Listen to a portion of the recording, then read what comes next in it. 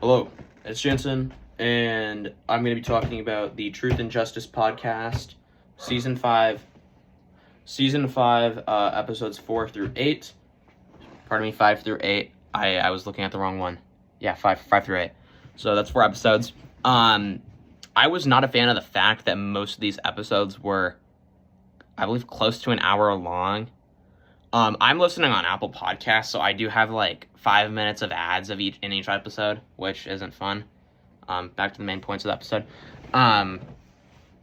So there was a lot we covered in these four. A lot of it's not necessarily new information, but it's going information over information we already knew.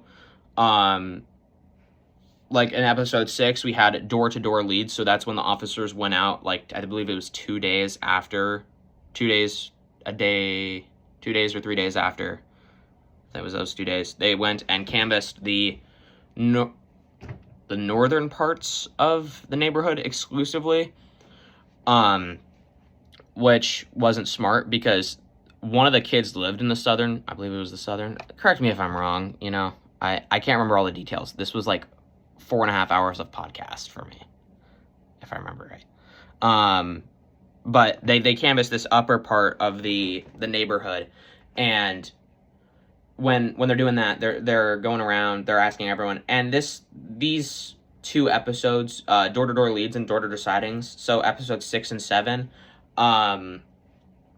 it's just like it's a testament to how horrible most eyewitness testimonies are.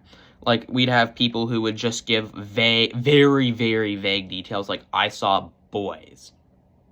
Well, what does that tell you? They saw boys. That doesn't mean they saw the boys. They didn't see Stevie, Michael, or Christopher.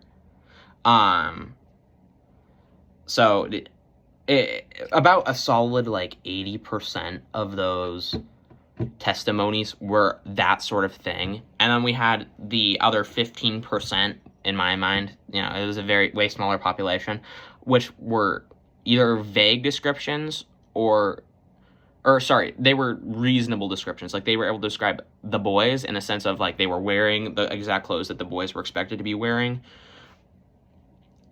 of at least one of the boys. So, yeah, that was, like, the other, like, 15%. And then the, like, one in, like, 20 doors they went to, there'd be this, this really small chance that they'd go to that house and there'd be a family that saw one of the boys, is able to describe it, who they're with, what they're wearing, what they were doing, and all that, which was a very seldom amount. It's also a thing I noticed. I'm sure other people notice this too, but how varying the time periods are for some people. Like, there'd be people who'd say this happened at 5 or 5:30, and then 4 years later they change it to an hour earlier, an hour later, and that's just like the fluctuation. That shows the time, how it changes your perspective on things. Like, you're not going to remember every detail as well as you do a year or like 3 days after the event versus over a year or more after, stuff like that. Yeah, those were quite interesting to see. Throughout these 4 episodes, from what I gathered, it's not new it's basically no more new details, or not nearly as many as we got in the first 4. These 4 is a lot more of, like, going over what we have. Like, episode 8 is literally called Retracing Steps, so that's going back over everything they know. The main podcast guy is reviewing everything and trying to make, like, a hypothetical timetable of where the boys were, what they were doing when they were sighted, with the credible sightings. Like, he in a whole episode, he went over every single lead or sighting that they had and was like, this doesn't make sense, this doesn't work, and then he just kind of tossed it out, because it's like, a very large majority of those aren't going to be accurate whatsoever. So, just moving on to the more important stuff. Yeah, so that was like a whole episode, and then the next episode after that was going over the credible ones and then building that timeline.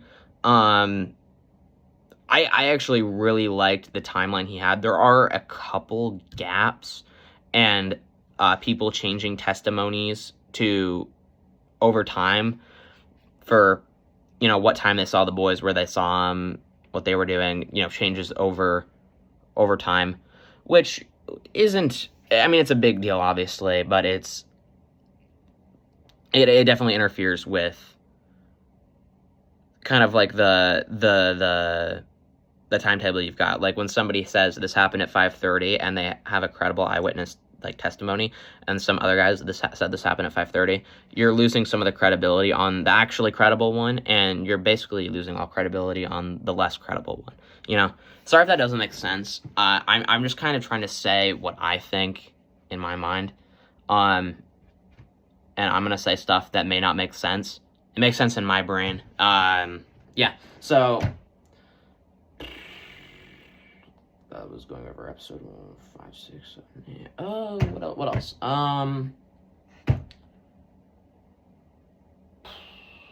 Yeah.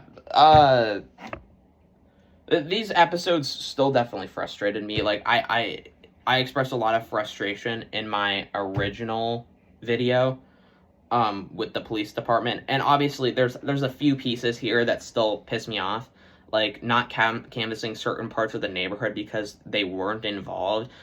Like one of the kids literally lived in a part of the uncanvassed areas. Like his house was just like completely, I don't know if I remember right. Ugh. I get nervous saying like specific details because about 90% of the time I'm wrong by a little bit, and then I sound like an idiot. So, correct me if I'm wrong there too, but I'm pretty sure one of the kids' houses was just straight up outside of, like, the canvas area, and, like, that whole part was never even looked at. I believe it was the southern part. That was the main part that really bugged me. Yeah, that's about all I have to say for these 4. It was a lot less information that we didn't know. Like, a lot of this is going over the same thing to build a timeline, which is good. Like, having a hypothetical timeline of what's going on is good. But yeah, that's about all I have to say for these 4 episodes. Definitely a less fun listen than the first 4, because it was basically the same thing for 3 episodes, and the episodes were really long, at least for me, because I'm listening to these through Apple Podcasts while I'm at work, and I don't pay for premium. But yeah, that's about all I have. Yep, anyway, thanks for watching.